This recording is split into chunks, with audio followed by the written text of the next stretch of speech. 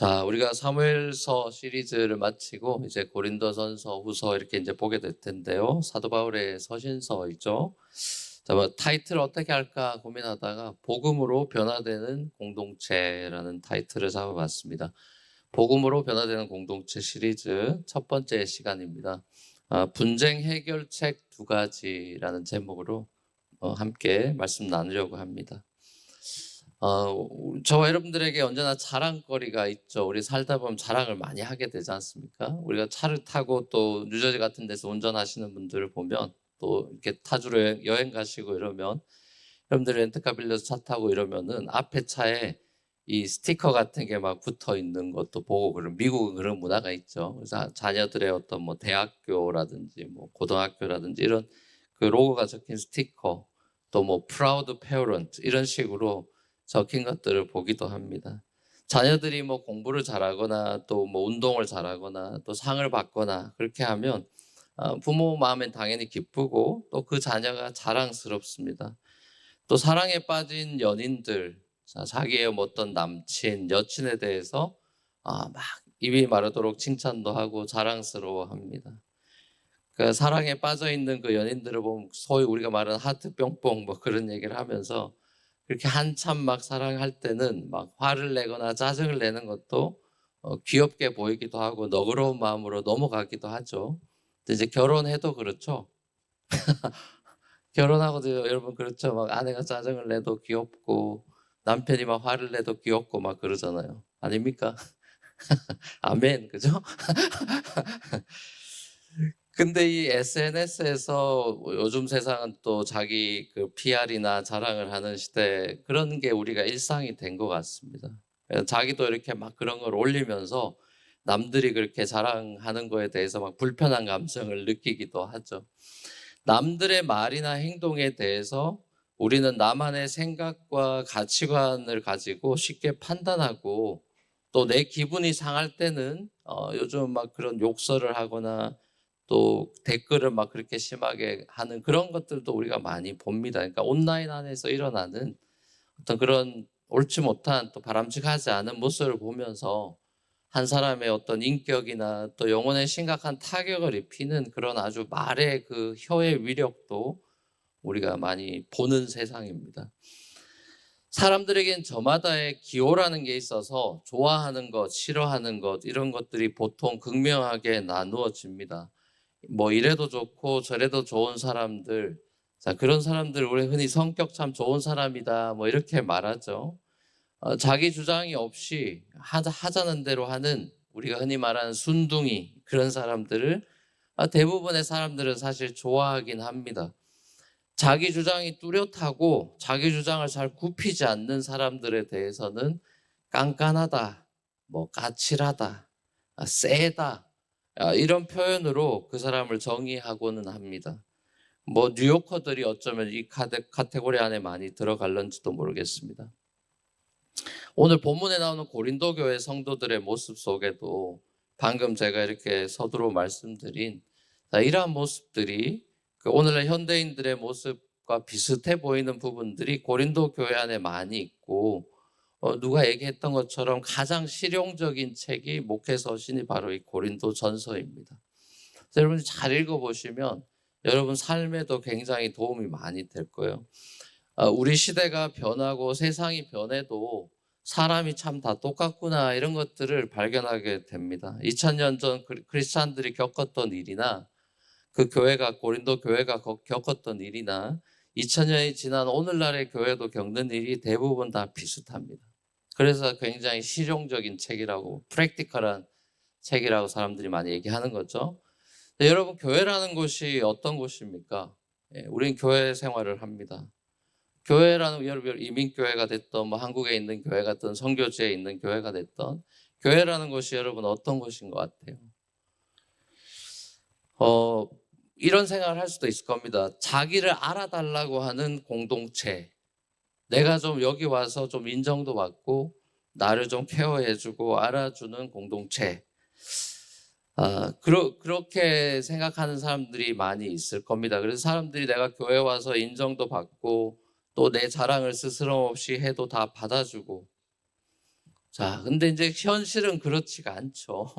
그런 걸 우리가 원하지만 현실의 교회 안에 그 안을 몇 커플 들여다보면 어떤 예수님에 대한 자랑이나 복음으로 인한 그런 나눔이나 이런 것들보다 많은 교회들은 어떤 사람들에 대한 자랑이나 혹은 또 자랑이 아니라 그 완전 아파지신 험담, 비방, 자, 이런 것들이 교회 안에 넘칠 때가 많이 있죠. 고린도 교회도 보면은 그런 거예요. 자기 자랑들, 은사가 많은 교회였으니까 자기 자랑들이 많았고 또 그걸로 인해서 가십과 다툼이나 이런 것들이 많이 일어났던 교회예요. 고린도 교회는 여러분 잘 알다시피 사도 바울이 개척한 교회죠. 자, 이 고린도 교회가 성경에 기록된 교회들 가운데 가장 문제가 많았던 교회 중에 하나, 대표적인 교회 중에 속한다고도 볼 수 있습니다.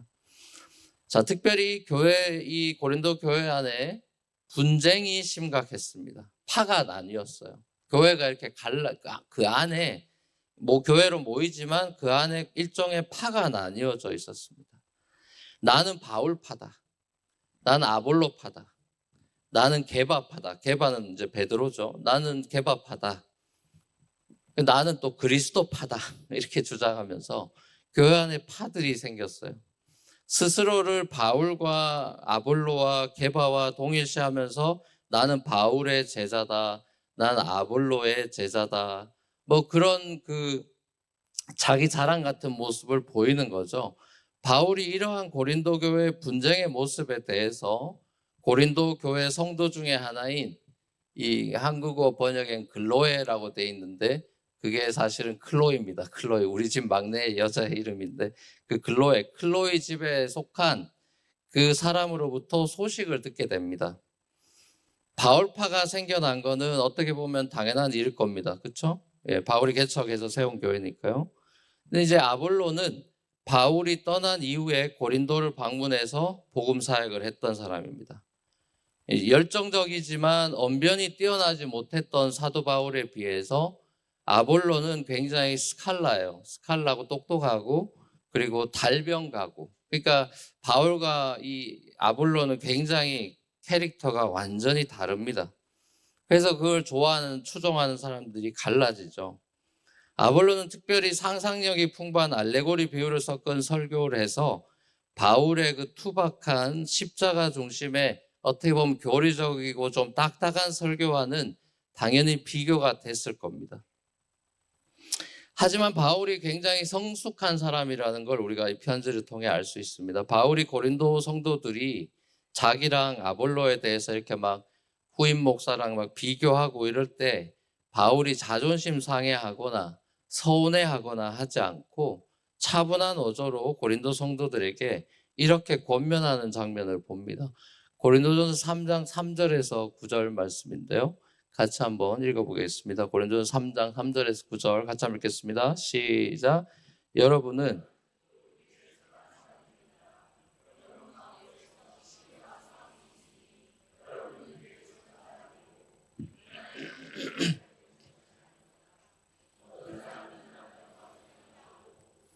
사람은 난 아볼로 편이다 한다니 여러분은 육에 속한 사람이 아니고 무엇이겠습니까?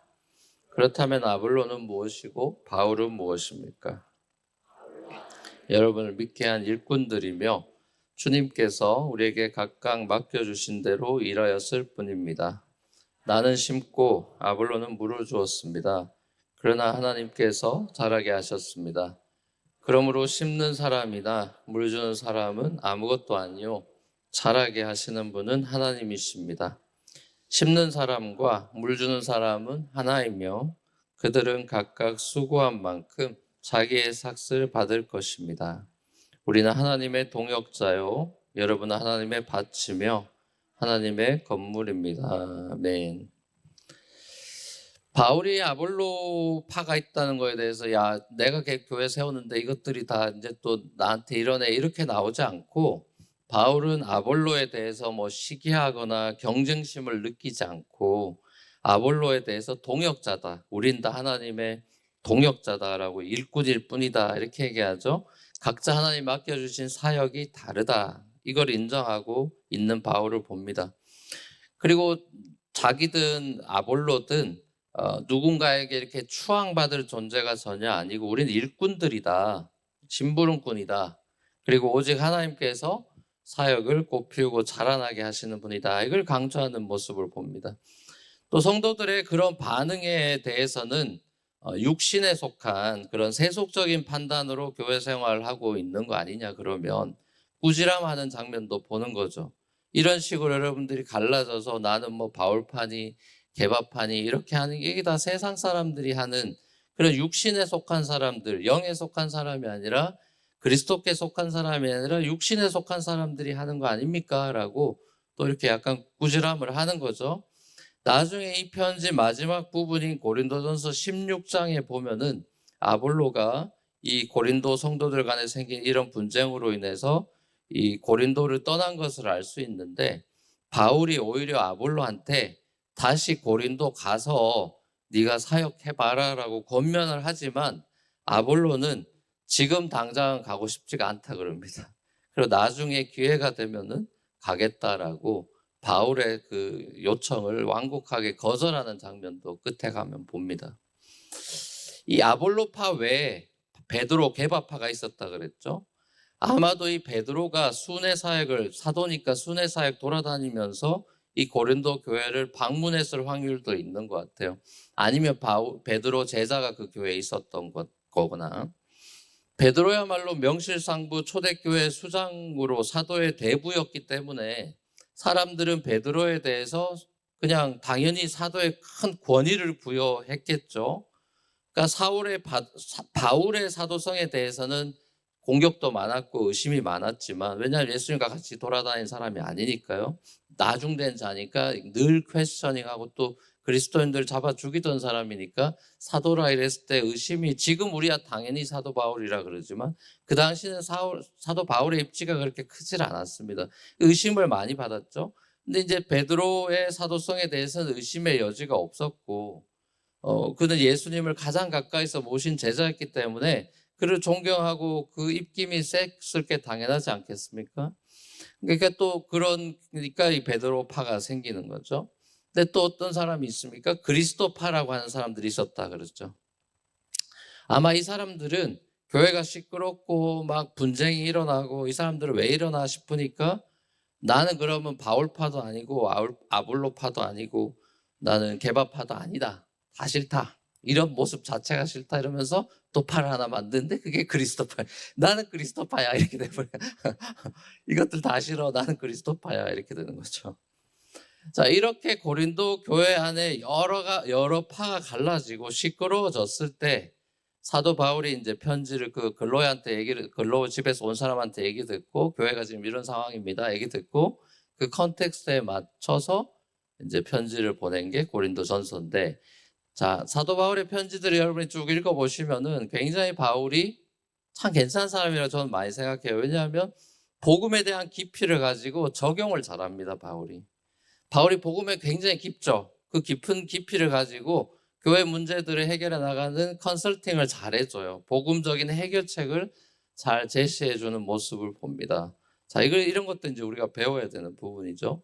근데 바울이 제시하는 이 고린도 교회 처방전을 주는데 그 해결책 그 두 가지가 복음에 기반을 하고 있습니다.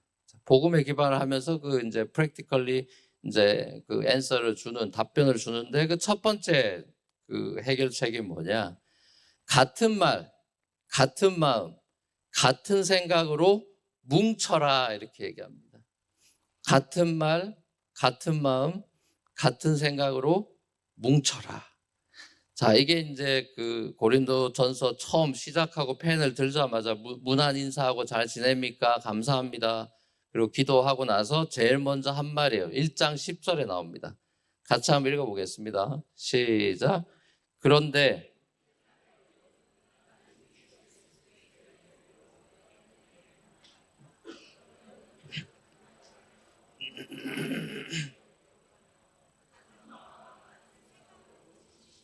네, 이게 제일 먼저 준 말이에요. 분쟁이 있다는 소식을 듣고 제일 먼저 한 말이 이거예요. 바울은 교회가 갈라지는 것에 대한 소식을 듣자마자 제일 먼저 뭉쳐라 그럽니다. 어떻게 뭉쳐야 되는지에 대해서 같은 말을 해라, 같은 마음을 품어라, 같은 생활을 해라, 생각을 해라 이럽니다. 여러분, 사탄의 넘버원 공격 타겟이 어딥니까? 사탄이 노리는 사람이 누굴까요? 시장이나 이런 사람 노릴까요? 아니면 교회 성도나 목회자나 이런 사람들 노릴까요? 사탄은 넘버원 공격 대상은 교회입니다. 그리고 가정이에요. 이 사탄의 목적은 하나님 나라를 망가뜨리는 거기 때문에 하나님 나라에 관련 없는 사람들은 사실 건드릴 필요가 별로 없어요. 어차피 그렇게 하나님 반대로 행동을 하니까. 하나님을 따라가겠다고 헌신해 있는 교회와 가정을 사탄은 공격 1호로 삼습니다. 그래서 그 공격은 전통적인 클래식한 방법이죠. 사탄의 클래식한 방법이 뭐죠? 거짓과 라이 하는 것과 분리시키는 겁니다. 사탄의 클래식한 고전 수법은 거짓을 퍼뜨리는 것이고, 그래서 이제 교회 안에서 어떤 말이 나오면 거기에 불려가지고 거짓이 커지죠. 그리고 부풀려지고, 그리고 분리시킵니다. 사탄의 말은 거짓이에요. 선악과 사건부터도 거짓이 나오는 걸 보죠. 거짓의 아비라고 예수님은 얘기하셨죠. 사탄의 유일한 목적은 디비전입니다. 태초에 사탄은 하나님께 반기를 들고 천사 그룹 내에서 디비전을 조장했죠. 하늘에서 벌써 갈라졌어요. 그룹이 나눠졌습니다. 아담과 하와를 하나님으로부터 분리시켰죠. 그리고 아담과 하와 그 부부 사이도 갈라놓죠.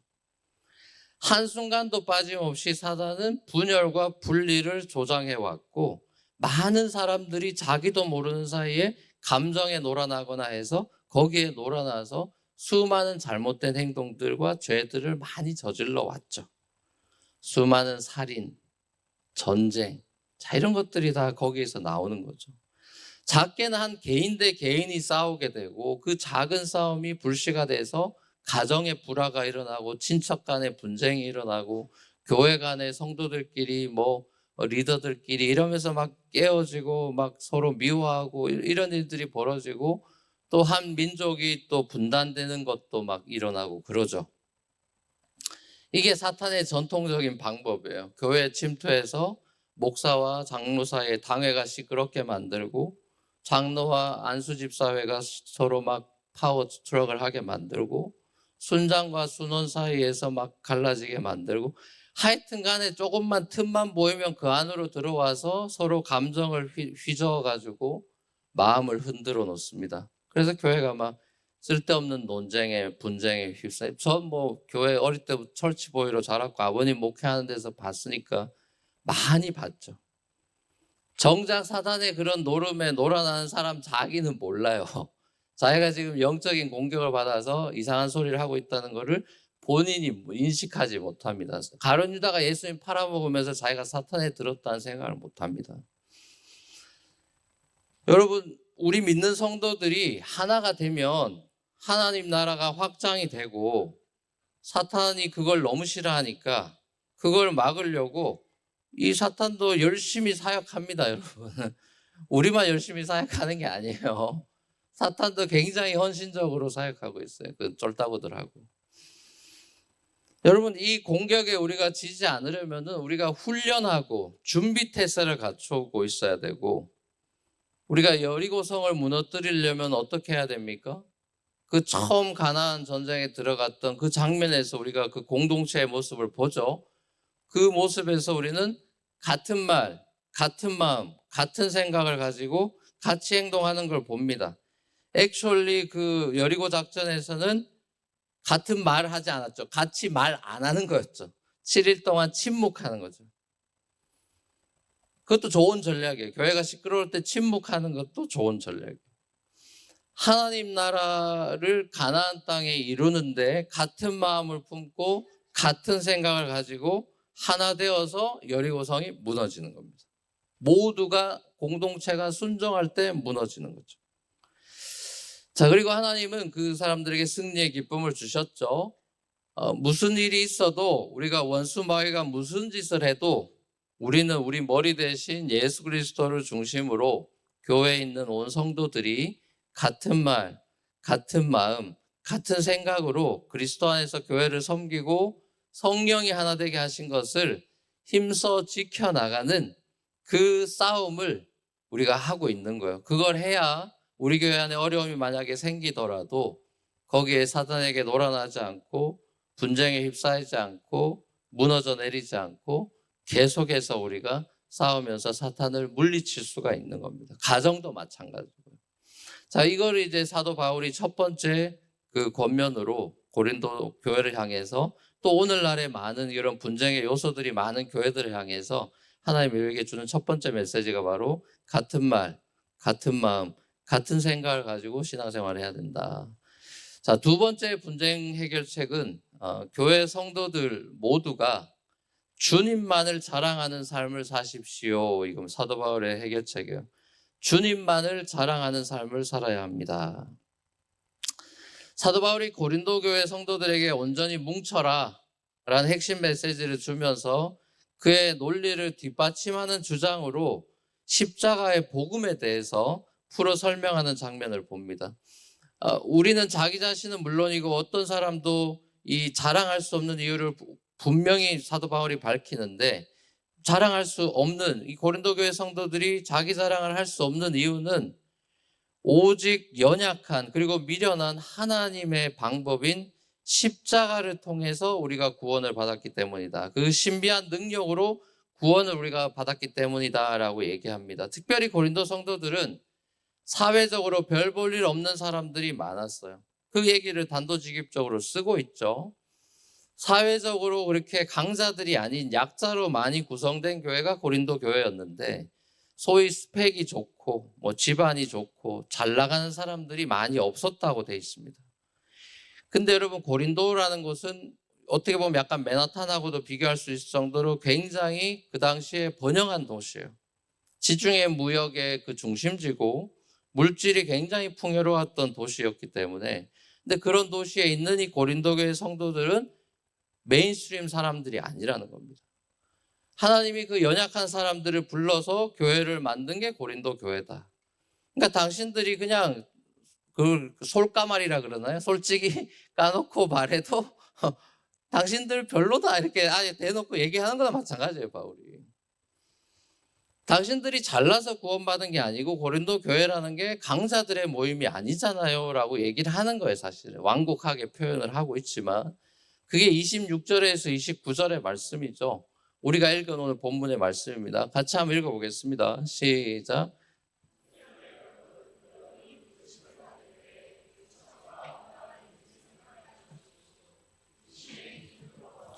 지혜 있는 사람이 많지 않고 권력 있는 사람이 많지 않고 가문이 훌륭한 사람이 많지 않았습니다.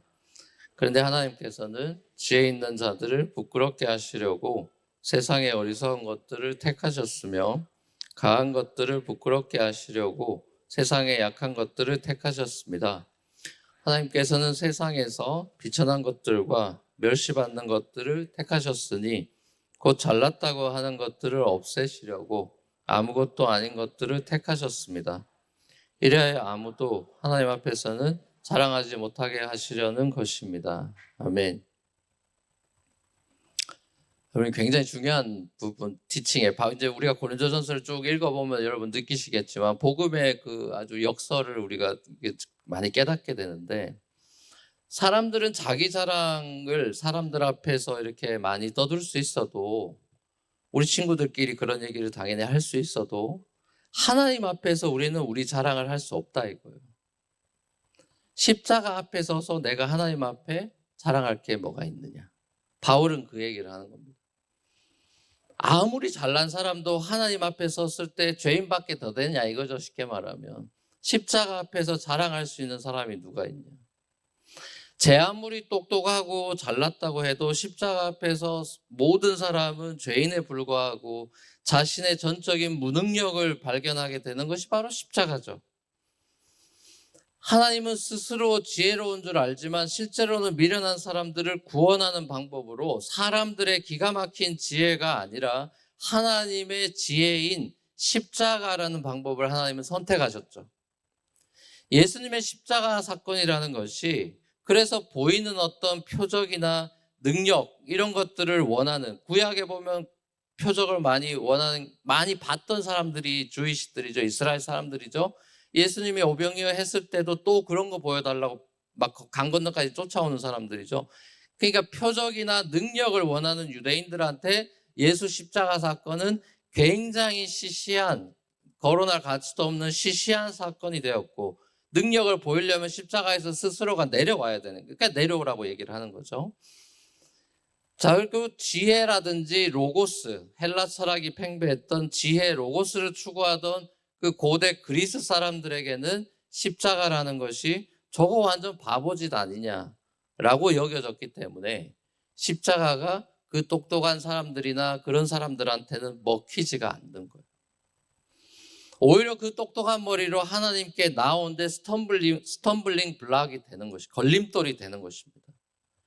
근데 오히려 가난한 사람들, 억울한 사람들, 기댈 데 없는 사회적 약자들이 예수 그리스도의 십자가의 이 기가 막힌 비밀을 깨닫게 되고 하나님의 구원의 그거 기쁨을 경험하게 되는 복음의 역전 현상이 그 1세기에도 벌어진 것이죠. 고린도 땅에 벌어진 것이죠. 저는 맨하탄도 마찬가지라고 생각합니다. 맨하탄도 스스로 잘났다고 생각하고 똑똑하다고 생각하는 사람들이 천지죠. 근데 95%의 그런 사람들은 예수를 믿지 않습니다. 맨하탄의 5%만 예수를 믿어요. 똑같습니다. 옛날이나 지금이나 너무 흡사하죠. 역전입니다. 하나님 나라는 업사이드 다운 킹덤입니다. 1등이 꼴찌되고 꼴찌가 1등 되는 나라입니다. 스스로 잘났다 똑똑하다 싶은 사람 천국 못 가죠. 십자가가 필요 없는데 무슨 십자가 없이 어떻게 천국 갑니까? 십자가의 예수를 구주로 영접하지 않습니다. 복음을 복음으로 기쁜 소식으로 굿뉴스로 받아들이지 않아요. 왜? 본인의 삶이 굿뉴스이기 때문에 받아들이지 않죠. 맨하탄 복음에 찌들어 있기 때문에요. 자, 바울이 하나님께서 구원을 이 십자가 복음을 받아들이는 이 믿음을 통해서만 이루어지게 하신 이유, 왜 하나님은 이런 식으로 하시느냐, 그것을 에베소서 2장에서 다시 한번 옥중에서 바울이 다시 한번 기록을 합니다. 에베소서 2장 8절에서 9절 같이 한번 읽겠습니다. 시작.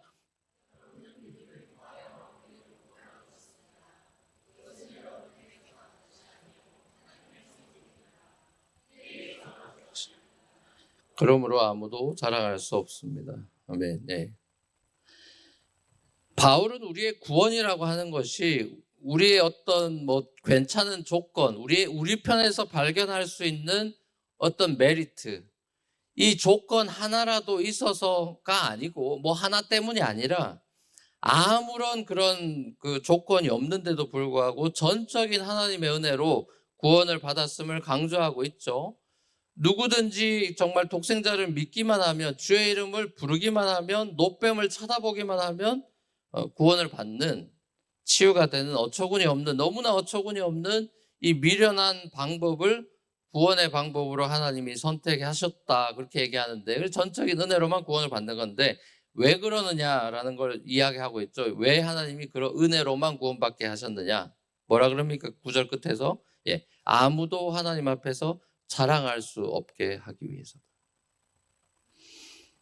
내가 구원받았다라는 걸 우리가 전도하면서 자랑하죠. 내가 예수 믿고 이렇게 복 받았다느니, 마음이 편하다느니, 가서 우리가 전도할 때 어떤 그런 자랑을 합니다. 그렇죠? 근데 그런 자랑들이 잘못되면 너는 아직 구원 못 받은 불쌍한 영혼이고 나는 구원받은 괜찮은 사람이야라는 그런 잘못된 선민의식을 가지게 할 확률이 굉장히 높아요. 구약의 그 이스라엘 백성들처럼. 우리가 예수 믿고 자랑하는 것은 내가 구원받았다라는 것을 자랑하는 것이 아니라, 기쁘죠 물론, 나를 구원해 주신 분을 자랑해야 되는 거잖아요. 근데 내가 구원받아서 내가 이렇게 됐고 저렇게 됐고, 결국엔 그게 자기 자랑으로 간증의 위험성이 거기 있는 것이죠. 결국엔 자기가 이렇게 했더니 성공했는데 하나님 이름 갖다 대가지고 하나님이 이렇게 다 해줬다 이러면서 결국 자기 자랑하게 돼. 그런 경우들이 심심치 않게 많이 있죠. 하나님이 우리를 은혜로 구원받게 하시는 그 가장 결정적인 키가 아무도 하나님 앞에서 자랑하지 못하게 하려 합니다. 그러면서 1장 30절 31절 오늘 본문 말씀에서 이렇게 다시 한번 더 선언하는데요. 같이 한번 읽어보겠습니다. 30절 31절 시작. 그러나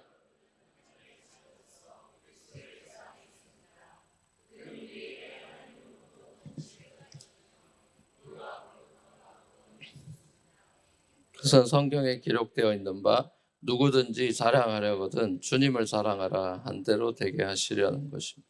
아멘. 저는 이 고린도전서 이런 부분들을 읽을 때마다 정말 내가 주님을 자랑하는 것을 내 입에서 제일 많이 나오는 자랑인가 이런 질문을 늘 해보는 것 같아요. 이 큐티 본문은 이 본문을 많이 읽으셨잖아요, 여러분들도. 저는 이거 읽을 때마다 정말 내 입술에서는 주님을 향한 자랑, 내 자랑이나 뭐 아내 자랑이나 자식 자랑이나 이런 거 말고 정말 주님을 자랑하는 소리가 많이 있나 이런 생각을 해보게 되는 것 같아요. 3장에서 또 이렇게 이야기합니다. 고린도전서 3장에서 18절에서 23절에서 사도 바울이 이렇게 이야기합니다. 같이 한번 들어보겠습니다. 같이 한번 읽겠습니다. 시작. 아무도 자기를 속이지 말아야 합니다. 여러분 가운데서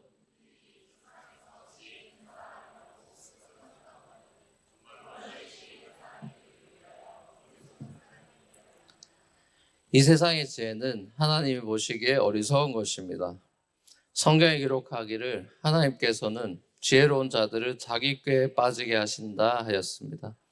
또 기록하기를 주님께서 지혜로운 자들의 생각을 헛된 것으로 아신다 하였습니다. 그러므로 아무도 사람을 자랑하지 말아야 합니다. 모든 것이 다 여러분의 것입니다. 바울이나 아볼로나 게바나 세상이나 삶이나 죽음이나 현재 것이나 장래 것이나 모든 것이 다 여러분의 것입니다.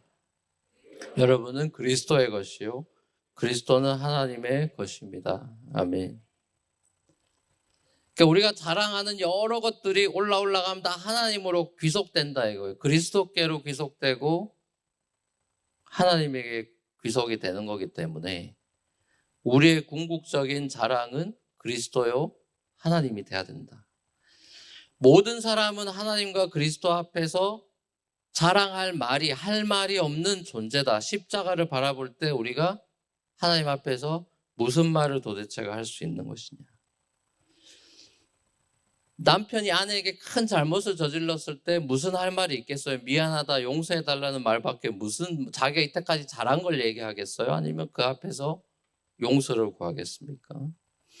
십자가 앞에 우리가 섰을 때 결국 우리는 이 사순절을 통과하면서 십자가 앞에 섰을 때 우리가 늘 찬양으로 고백하는 것처럼 이런 찬양밖에 할 수 없지 않겠어요? 주 달리신 십자가를 내가 볼 때 주님의 잡이 내 마음을 겸손케 해.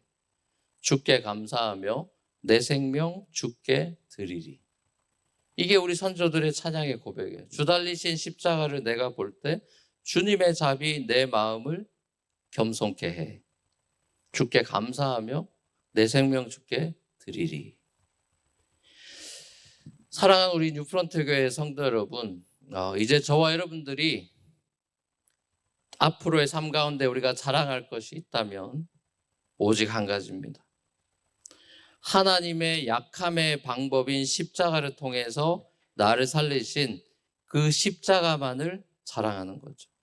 사순절을 맞이해서 더욱 십자가를 우리가 깊이 묵상하는 삶을 살았으면 좋겠습니다. 그래서 저와 여러분들도 바울처럼 고린도전서 2장 2절에서 바울이 이런 고백을 하죠. 이런 고백이 우리의 고백이 되는 그 고백이 되기를 원하는 마음으로 요 구절 같이 읽고 설교를 마무리하려고 합니다. 고린도전서 2장 2절의 고백입니다. 같이 한번 읽겠습니다. 시작. 나는 여러분 가운데서 예수 그리스도 그 십자가에 달리신 그분밖에는 아무것도 알지 않기로 작정하였습니다. 이 정도로 여러분 십자가에 대한 열망, 그리스도에 대한 열망이 있느냐? 그리스도에 대한 자랑이 내 안에 있느냐? 그 무엇보다 내가 입만 열면 그리스도를 자랑하고 그리스도를 높이는 그런 참된 그리스도의 제자로 내가 살고 있는가? 우리 스스로를 돌아보는 이 사순절의 시간들이 되기를 우리 주님의 이름으로 간절히 축원합니다.